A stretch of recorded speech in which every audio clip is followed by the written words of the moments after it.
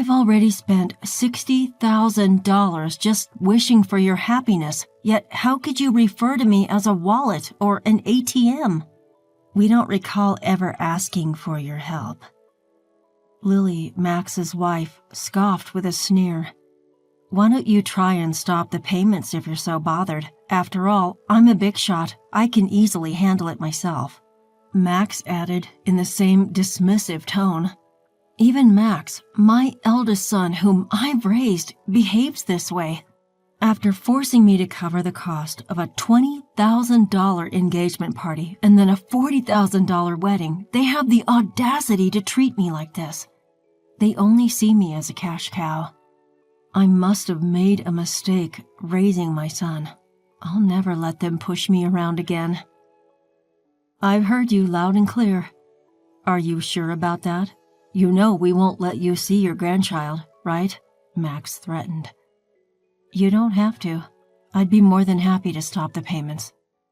From here on out, it was a steep fall for Max and Lily, who had been treating me like a money tree. "My name is Chloe. I'm 56 years old. I've been struggling alone ever since my husband passed away 12 years ago. Between my job and raising my 2 children, I've always had my hands full. I'm currently an executive at a decent company that I've been with since before I got married. To the outside world, I guess you could call me a career woman. The children, who were high schoolers when my husband died, have now graduated college and are working, so I'm a bit relieved. I just wish they'd settle down and start their own families soon." While contemplating these thoughts, I lived alone comfortably in the condominium that I used to share with my children. Then, one day, Max called me saying, "I want to introduce you to a woman I'm thinking of marrying." I agreed, delighted.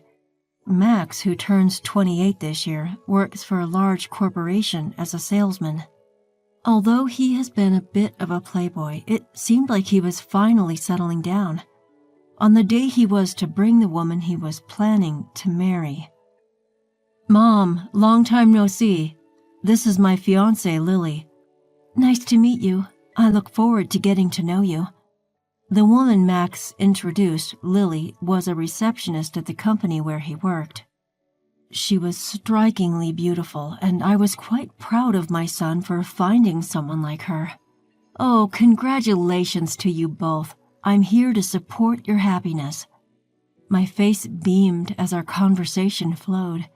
Eventually, the topic of the engagement party came up. "We're planning to have an engagement party soon. I need to start preparations then. Mom, could you cover the $20,000 cost for the engagement party?" I was taken aback. I thought the average cost was around $10,000. However, seeing their happy faces, I couldn't refuse and agreed. "Of course, it's a happy occasion." Later, my eldest daughter, Mia, came to visit. "Mia, how's work going?" "The deadline was yesterday. I'm managing well, so don't worry." Mia is a manga artist. While she hasn't had a big hit yet, she has had her own series and manages to make a living. She's always been good at drawing and loves manga, so it might be the perfect job for her. By the way, Mom, Max is getting married, isn't he? Yes, he came by the other day with his fiancée, Lily, to introduce her, and they've asked for $20,000 for the engagement party. Wow, $20,000 is a hefty sum for sure. It's not like that. But apparently they're going to split it for their wedding funds and to send gifts of gratitude. Is that how it works? And so, on the day of the engagement party, I gave them the promised $20,000. Both Lily and her parents looked delighted.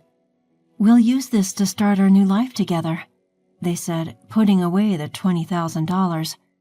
There were no gifts of gratitude that I expected, but I reminded myself that this is what engagement parties are like.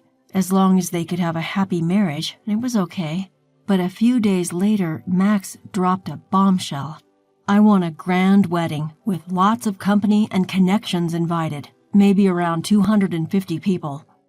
That sounds wonderful.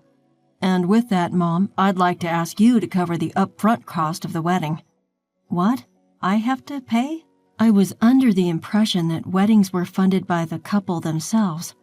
I'm counting on you, Mom. It's pretty standard for parents to pay for the wedding. But didn't I give a lot of money for the engagement party? Lily's parents are frail and can't contribute, and I'll give you back the wedding gift. Reluctantly, I opened the bill Max had brought. To my shock, the amount was $40,000. The idea of this much upfront cost made my head spin. How large a wedding were they planning? Wait a minute, isn't this a bit too much? Why not have a wedding within your means? It's a once-in-a-lifetime event, and Lily doesn't want to compromise. Plus, don't you want Lily's parents to see how happy she is? Being cornered like that, I couldn't refuse. All right, it's indeed a joyous, once-in-a-lifetime occasion. Seeing my consent, Max smiled and said, "Thank you," before leaving the room. Later, I transferred the upfront cost of $40,000 to the wedding venue. It was hard to use the money I had been saving for my retirement, but I told myself it was for my child's happiness. Then, 2 months later, on the wedding day, the wedding venue was more luxurious than I had expected. Mia and I had arrived early in the morning to change into our dresses and get our hair done. When I was about to knock on the bride and groom's dressing room door, I overheard their conversation. "I can't believe we're able to have such a lavish wedding thanks to Mom." "Absolutely, and she gave us $20,000 for the engagement party. I even managed to buy a new bag. What a great wallet." "More like an ATM. Let's keep withdrawing from it." "Max, that's mean." Stunned, Mia and I continued to listen. Lily gleefully says, "If we ask her, she'll probably cover the rest of the wedding costs, right?" "Of course she will. Leave it to me." "Then let's use the wedding gift for a honeymoon trip to Hawaii. And, of course, we'll take my parents along. How about buying a high-rise apartment for our new home?" "That sounds perfect. Let's get my mother to cover the cost. She does have the money, after all." The hand I raised to knock on the door was trembling. Mia held my shoulder and led me away from the door. Breathing slowly, I took Mia's hand that rested on my shoulder and said, "Mia, there's something I need you to look into when the ceremony starts." "Of course, Mom. Leave it to me." And so Max and Lily's wedding began. Their vows in the chapel, the toast at the start of the reception, all I could think about was the conversation the two of them had earlier. "Presenting the groom's mother, Chloe." Even as the MC introduced me and the spotlight fell on me, all I could muster was a bow. Mia, who'd been making the rounds toasting, came back. "Mom, I checked with Lily's relatives. Both of her parents are perfectly healthy." I knew it. "That's horrible. We need to confront them. I'll be right there with you." As Mia said this, it was time for the first wardrobe change. Lily exited first, then it was Max's turn. "Now the groom will exit. Escorting him is his mother, Chloe, who raised him single-handedly." Called upon, I walked down the aisle to meet Max. A little tipsy, Max was in high spirits, announcing to the MC's microphone, "This is my amazing mom." Keeping a straight face, I walked beside Max, exited the hall, and headed straight to the dressing room. Mia was there, and she spoke to Max. "Max, there's something I need to ask you." "What is it, sis? Make it quick. I need to change and get back." Max replied curtly as he undressed. "I heard the conversation in the dressing room earlier. How could you talk about Mom like that?" "Huh? You were listening? Well, whatever." As we were taken aback by Max's attitude, Lily, who had already changed into her dress, came in. "Mother-in-law and sister-in-law, what's going on?" Mia pounced. "Lily, we found out that your parents are healthy. They both have good jobs. Why are you making our mom pay for everything? What's going on?" What is this? Some kind of sister-in-law bullying? Scary." Lily dramatically recoiled. My patience snapped at her mocking attitude. "I've already paid $60,000 hoping for your happiness, and yet you treat people like they're wallets, ATMs. What kind of language is that?" Hearing this, Lily laughed as if it was a joke. "Acting all high and mighty for such a small sum. We're not in your debt. Besides, it's normal for the groom's parents to pay for the wedding, right? But you lied about your parents being ill to buy a new bag. Ew, you were eavesdropping. That's a terrible hobby. Watch your mouth. Mia, angry, told her off, and Lily looked at Mia. I don't want to be told off by an older sister who's still single at 30 doing some weird job as a manga artist. It's because you're such a nerd that you can't get married. That's right. You're hopeless when it comes to marriage, sis. Mom, if you want to see your grandkids, don't speak rudely to us. Mia was stunned, speechless. How dare you speak to Mia like that? I tried to scold them, but Max laughed and responded, If you're going to talk like that, try stopping the payments. After all, I'm an elite. I can easily handle it. Well, it'll be a shame to lose the cash cow. I had paid $20,000 for the engagement party and $40,000 for the wedding, and this is how they repay me? No gratitude, only this cruelty. I must have gone wrong somewhere in raising my son. I've had enough. I won't be manipulated by them anymore. I've heard all you have to say. Are you sure about that? If you don't listen to us, you won't see your grandchild, you know. Max threatened, but I firmly responded, That's fine. You don't need to bring them over. I'll gladly stop the payments. Max and Lily just stared at me, stunned. I'm severing our ties here. I wish you all the best. With that, I took Mia's hand and we left the venue. The joyous noise of the reception was still audible as we departed.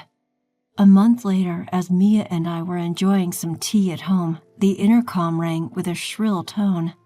Oh, Mom, it's Max. What should we do? Let him in, dear. Max, whom I hadn't seen in a month, looked remarkably worn and tired. Why the sudden visit, Max? Mom, you must have received the bill for the wedding venue by now. Why haven't you paid? Huh? Oh, the bill for the remaining balance? It was $45,000, right? It arrived, but I have no obligation to pay it. Don't be like that. In the end, we didn't receive many wedding gifts and couldn't pay the bill, so now we're in debt. At that, Mia laughed and commented, From what I overheard at the wedding, it seems you two have quite a bad reputation. You, Max, have been throwing your weight around at work, doing haphazard jobs, and Lily, you've been putting down other women, flaunting your looks and marriage. I can see why people wouldn't want to give wedding gifts to people like you. Hey, sis, stay out of this. I let out a sigh. You two, it's not just me you haven't been considerate of, it's everyone around you. The wedding expenses are your own doing. Please pay them yourselves. Max pleaded desperately. Mom, I'm in a bind here. Lily can't control her spending, and even her parents have started to take advantage of me. Lily's love of money isn't exactly a new revelation, Max. Plus, having seen Lily, I can easily imagine her parents behaving the same way. Please, Mom, think about helping us. Give us some money. To Max, who was begging, I sternly replied, You were the one who said, I'm an elite, it'll be a piece of cake, and told me to stop making payments, weren't you?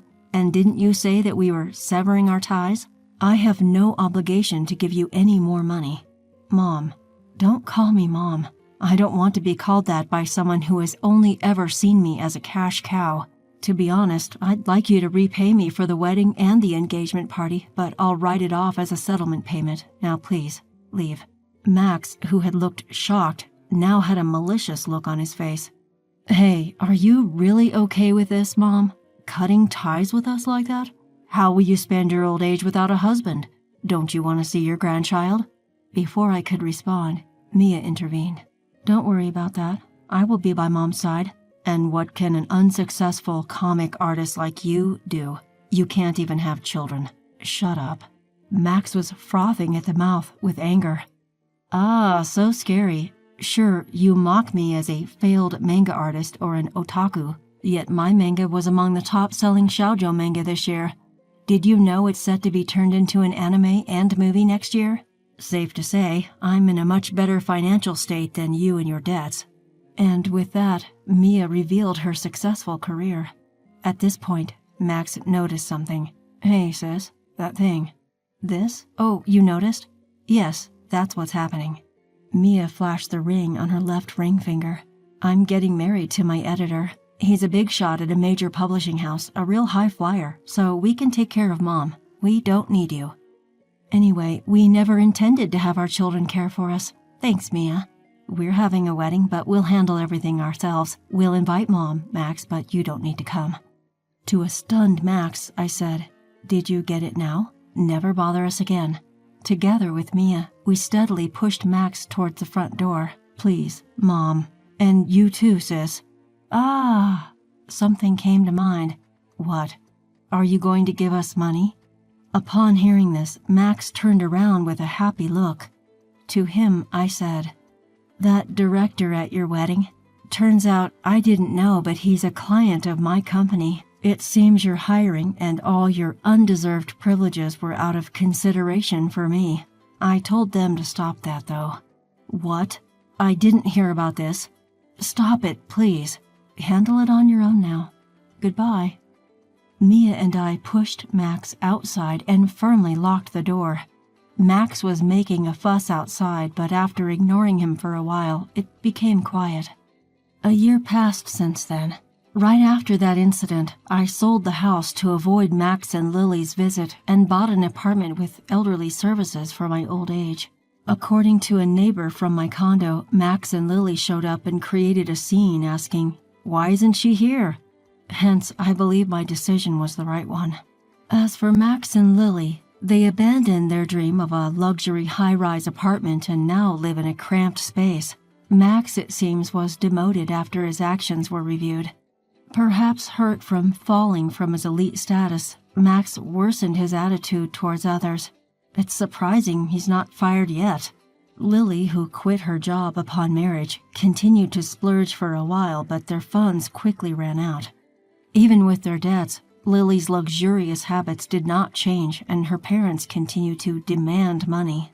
Apparently, they quarrel daily. I hope the two learn the hardship of earning money and appreciate the people around them and grow up. Though that might be too much to ask from them. I still maintain a good relationship with Mia. Mia's husband is a good man who treats me well, and they are expecting a baby.